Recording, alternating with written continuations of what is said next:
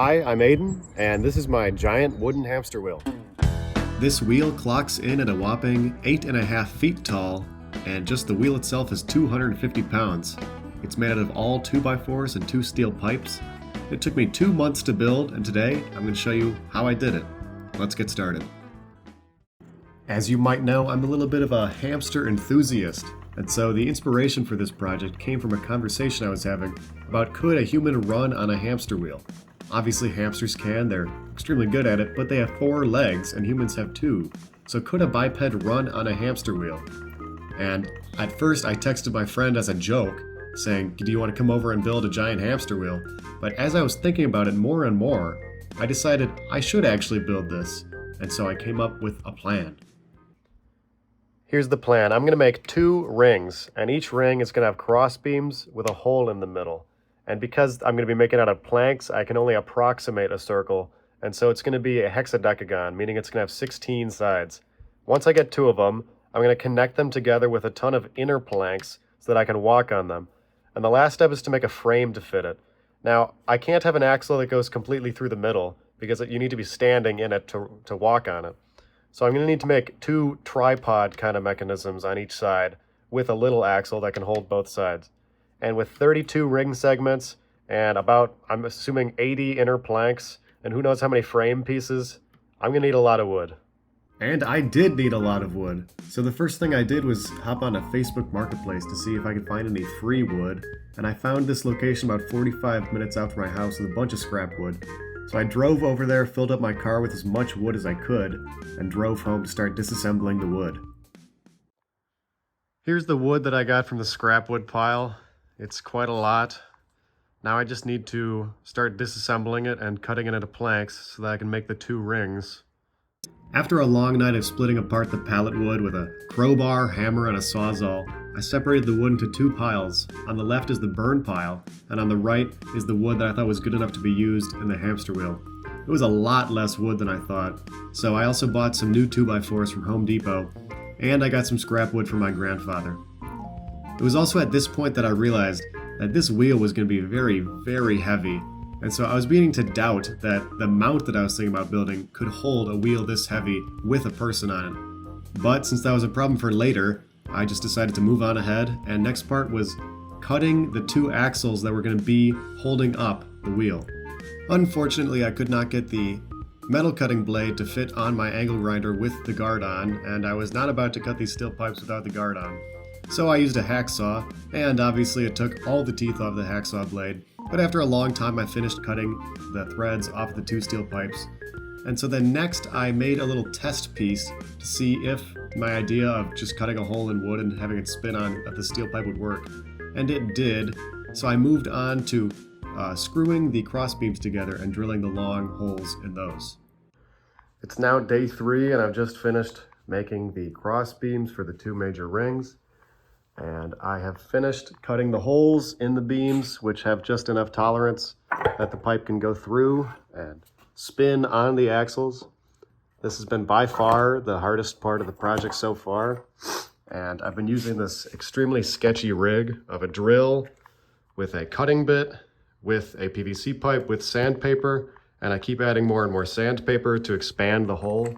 Since I can't find any cutting bit that'll be the perfect size, with the perfect amount of tolerance to have the pipe spin. But now I can get to making the 16 planks on each of the cross beams, turning them into the big rings. All right, it's been over 2 hours now, and I just finished attaching the planks for 1/4 of one of the rings. It took a very long time, and it's been very difficult because it's really hard to clamp these things together, get the angles right, drill the pilot holes, put the glue on, and put the screws in. But in the end, all of the angles are 22.5 degrees, which means the calculations for the dimensions will work out, and this will be a near perfect hexadecagon. And so I can begin cutting the planks for the rest of the ring segments, which will be 27 planks, and I'll see you when that's done. So after I was done connecting the segments on the first ring, I cut the rest of the planks and built the second ring. The next step was to cut all the planks that would connect the 2 rings together. Okay, it's now much later, and I've just finished cutting all the planks to go in between the two rings. It's 64 boards plus one extra, and I barely had enough wood to do this. Those are all the planks left from my grandpa.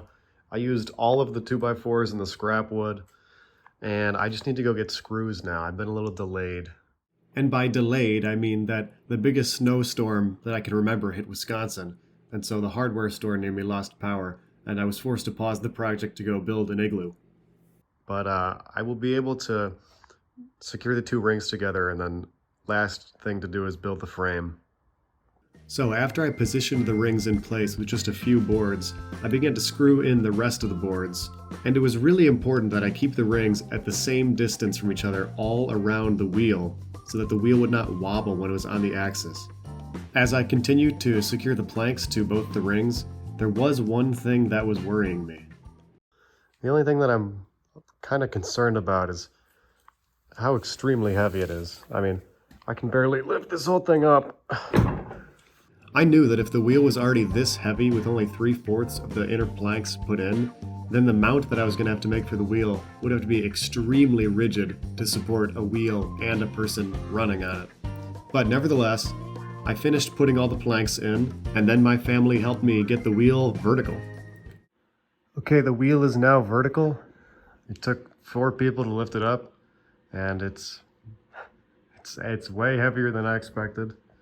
Now the only next step is to make the mount, and the first part of that is drilling the holes in the 2x4s to put the axles in, which I had to buy new pipes for since I realized the old pipes were too short. So after a several week hiatus where I went back to school for a bit and also burned some of the old scrap wood that I was not going to use, I got to actually designing the mount that would hold up the wheel, and I once again realized I had much less wood than I actually needed. So I bought 16 more 2x4s from Home Depot, and I started building the 2 main posts that the axles would go into. So I've now finished securing the boards together and drilling the holes. They're only slightly smaller than the diameter of the steel pipe. And my plan now is to probably soak the planks of wood in water so the wood is a bit softer, and then just try to ram those rods through the hole with a hammer. And I think they're going to be pretty secure. I just finished what I thought would be the hardest part of this entire project, and what worried me the most, which is getting the pegs in the wooden post. Now look at this. That's fairly perpendicular. And this one's absolutely perfect.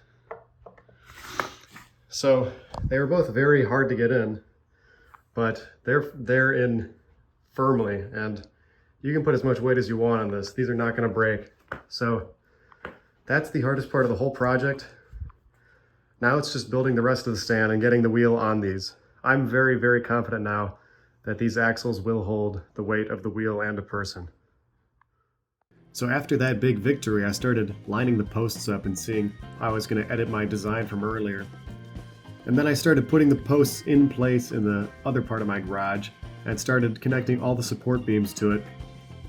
And I also had this upper plank of wood clamped to the posts to keep it straight, so that when you can look down one axle, you can see right down the other, which means that the axles would be totally straight and that the wheel would run without wobbling.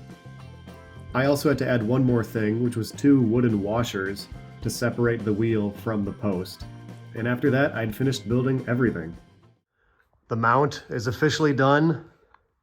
It's very sturdy. It's also very straight. I'm still happy with the alignment of the axles. You can still look down one and see straight down the other, which means they should be pretty good for holding up the wheel. And now all that's left, this part comes apart in 2. I've left some of the beams with only 2 screws in them so that I can unscrew them and then shift this part right, and the wheel will come up, and then I can put it back in and use the wheel. Once the mount was split in 2, my family helped me roll the wheel back into the garage, put it on the axles, and we were all ready for the big reveal.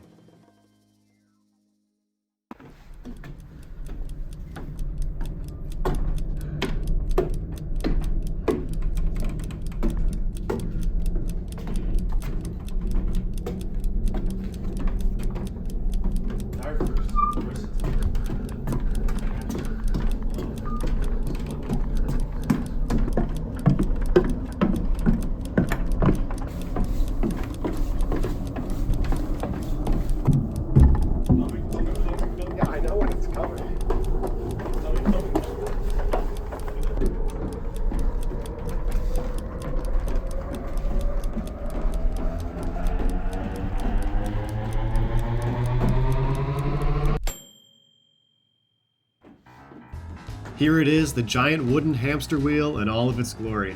This project was an absolute blast, and I'm so glad I did it. It took 2 months, 400 pounds of wood, and a whole lot of long nights listening to Pink Floyd and Supertramp albums. I'm actually very surprised at how smooth it runs, considering how much weight is on the axles. And some might even say it's a bit too smooth and quite dangerous, but luckily there have been no serious injuries so far. Although many people have been questioning me why I am doing this project, it is undeniable how entertaining this wheel turned out. And of course, I was not the only one to run it.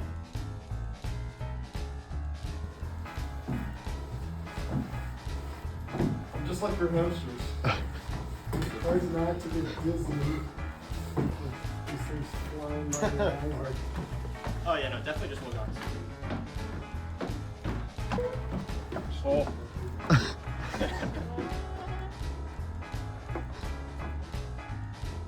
Once all my friends were able to come over to my house and try it out, we all took it apart so that we could move it into my backyard and have it stop taking up a parking space in our garage. You can see us here tilting the wheel over so it can fit out of the garage door. At this point we rolled it into the backyard and moved the mounts there too. We rolled the wheel back onto the mount and screwed it back together. There were several challenges in this project, mainly the issues of weight, and how to get a perfect diameter hole for the axles, and how to take apart wooden pallets without getting tetanus. But in the end I think everything worked out perfectly. And I would like to give a special thanks to several people. In no particular order: Ben, PJ, Derek, Tellez, Matt Walker, Jake, and my grandpa. I would also like to thank you for watching. If you would like to see more videos like this in the future, please subscribe, and I'll see you all in the next video.